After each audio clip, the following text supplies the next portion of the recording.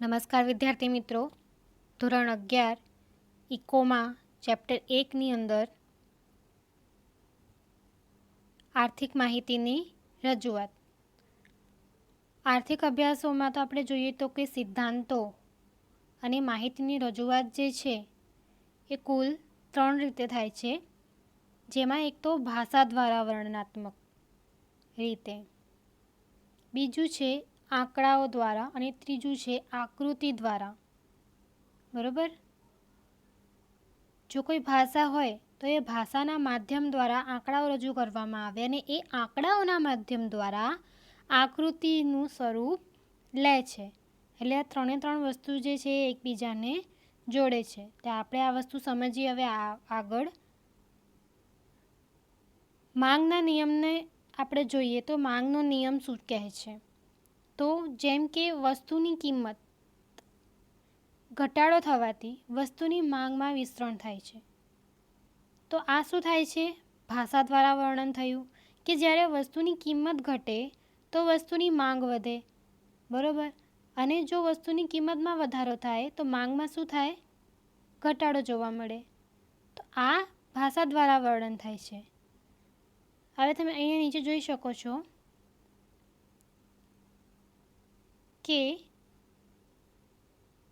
કિંમત દર્શાવેલી છે અને માંગ દર્શાવેલું છે.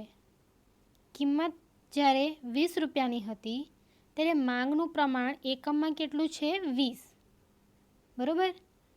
હવે અહીંયા તમે જોઈ શકો છો કે જ્યારે કિંમતમાં ઘટાડો થાય છે, 15 રૂપિયા થાય છે, ત્યારે માંગમાં શું જોવા મળે છે? વધારો જોવા મળે છે. જ્યારે કિંમત 10 રૂપિયાની થઈ ત્યારે માંગ 60 થઈ. જ્યારે કિંમત 5 રૂપિયાની થઈ તો 80 માંગની કિંમત વધે છે. તો આ જે છે એ આંકડામાં રજૂ થાય છે. જો એટલે ઉપરની જે બાબત આપણે ભાષામાં જોઈ હતી તે જ બાબત અહીંયા આંકડાઓ દ્વારા રજૂ થઈ રહી છે. હવે આપણે એ જ આંકડાઓને આકૃતિ દ્વારા જોઈએ. અહીંયા જુઓ, તમને આકૃતિમાં સ્પષ્ટપણે દર્શાવેલું છે કે OX ધરી અને OY ધરી એમ બે ધરી આપેલી છે. જેમ OX પર માંગ દર્શાવેલું છે અને OY ઉપર કિંમત દર્શાવેલી છે. બરાબર. તો આ OX એક ચલ છે અને OY છે એ બીજું ચલ છે. તમે જોઈ શકો છો બે ચલ આપેલા છે અહીંયા OX અને OY ઉપર માંગ અને કિંમત. તો આ બંનેનું જે છે અહીંયા નિરૂપણ કરવામાં આવેલું છે. તમે અહીંયા જોઈ શકો છો કે જે આપણે ઉપર આંકડાઓ જોઈ ગયા, જેમ કે કિંમત 5 હતી તો માંગ સૌથી વધુ જોવા મળે છે. અહીંયા જો અહીંયા 80 દર્શાવેલી છે.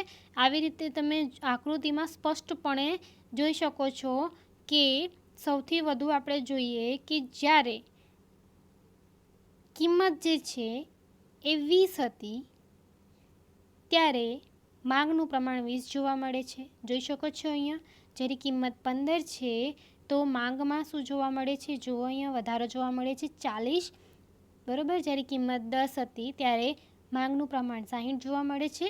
જ્યારે કિંમત 5 છે ત્યારે માંગનું પ્રમાણ 80 જોવા મળે છે. હવે તમે અહીંયા જોઈ શકો છો કે ઉદ્ગમ બિંદુ અહીંયા O એટલે ઉદ્ગમ બિંદુએથી આપણે જોઈ શકીએ કે જ્યાં ઢાળ શરૂ થાય છે એટલે કે ડાબી બાજુએથી જમણી બાજુ તરફ ઢાળ જોવા મળે છે. બરાબર. એટલે આમાં તમે જોઈ શકો છો કે માંગ અને કિંમત વચ્ચે કેવો સંબંધ જોવા મળે છે? વ્યસ્ત સંબંધ જોવા મળે છે. બરાબર. એટલે અહીંયા બે ચલ દર્શાવેલા છે.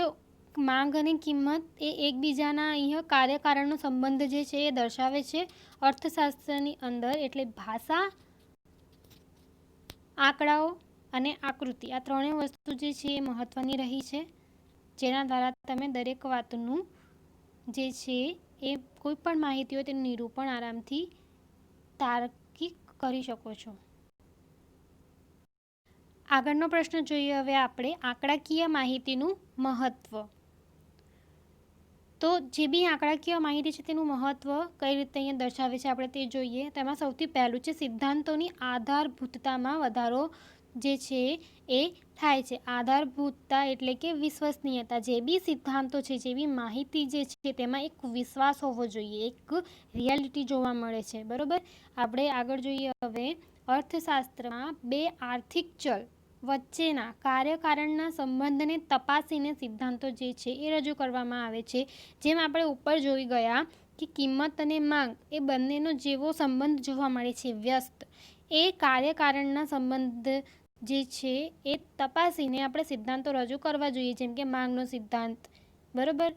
આપણે આગળના ચેપ્ટરમાં શીખીશું વિગતવાર। એટલે આવા જે સિદ્ધાંતો જે છે એને વ્યવહારમાં ચકાસવા માટે, આધારભૂત રજૂઆત માટે, એટલે રજૂઆત કેવી હોવી જોઈએ? આધારભૂત વિશ્વાસવાળી જે છે એ રજૂઆત, આંકડાકીય માહિતી જે છે એ જરૂરી બને છે, તે મહત્ત્વની છે। અહીંયા ઉદાહરણ પણ આપેલા છે, આપણે તે જોઈએ। વરસાદ અને ખેત ઉત્પાદન વચ્ચેનો સંબંધ, એટલે વરસાદ અને ખેત ઉત્પાદન, જેમ વરસાદ ઓછો પડશે તો ખેતની પેદાશ ઓછી થશે, અને જો વરસાદ વધુ પડશે તો ખેતની જે ઉત્પાદન જે છે એ સારા પ્રમાણમાં જોવા મળશે। તો આ બંને વચ્ચેનો સંબંધ આપણે અહીંયા જોઈ શકીએ છીએ। જેમ કિંમત અને માંગ વચ્ચેનો સંબંધ, જેમ આપણે ઉપર જોઈ ગયા।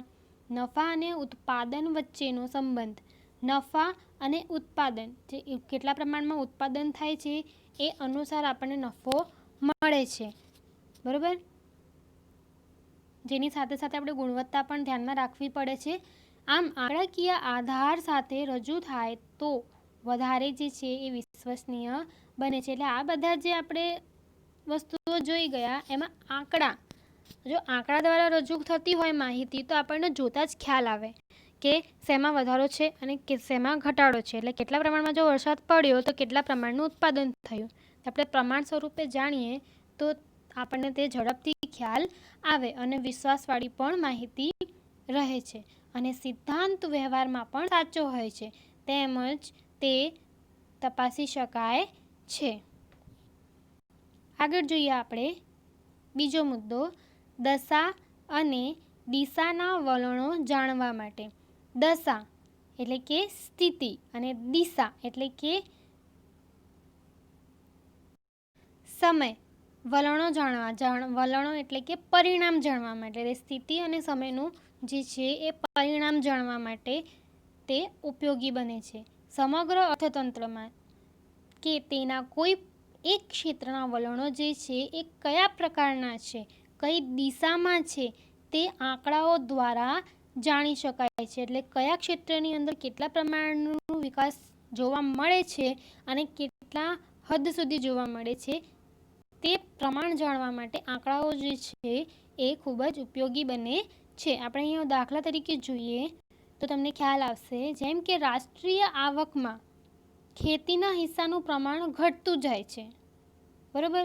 તો ભારતની આયાતોમાં વધારો થઈ રહ્યો છે, અર્થતંત્રમાં નાણાં પુરવઠો વધી રહ્યો છે, તે વલણો આંકડાઓ દ્વારા જાણી શકાય છે।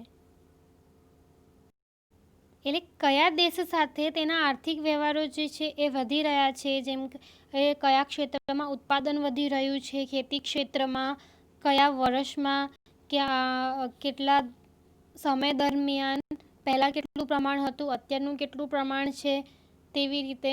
અને ભારતની આયાતમાં પણ ધીરે ધીરે વધારો, પહેલાં કેટલો હતો અને અત્યારનો કેટલો છે, તેવી રીતે આ આપણે તુલના પણ કરી શકાય કે પહેલાંનું પ્રમાણ અને અત્યારનું પ્રમાણ, તે જોતાં જ સ્પષ્ટ કરવા માટે આપણે આંકડાઓ જરૂરી બને છે।